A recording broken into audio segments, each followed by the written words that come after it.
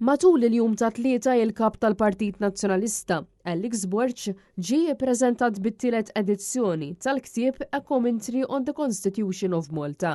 Ktieb li jissawwar mill-eks Ministru u eks Kummissarju Ewropew Tonio Borch.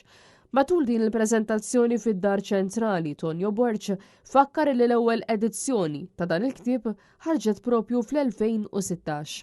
U issa ħareġ it-tielet edizzjoni li huwa kummentarju tal-Kostituzzjoni li huwa ġurnat sal-aħħar ta' Awwissu tal-2025. Tonio Borch iddeċida li joħroġ it-tielet edizzjoni ta' dan il-ktieb għax saru ħafna tibdiliet kostituzzjonali, sentenzi fuq il-proprjetà u anke fejn jidħol fair hearing. Dan il-ktieb kien ippubblikat mill-pubblikaturi Kite u huwa kummentarju li jiġbor fih 124 artiklu kollha riprodotti. Intant preżenti għal din il-laqa kien hemm ukoll is-Segretarju Ġenerali tal-Partit Nazzjonalista Charles Bonello.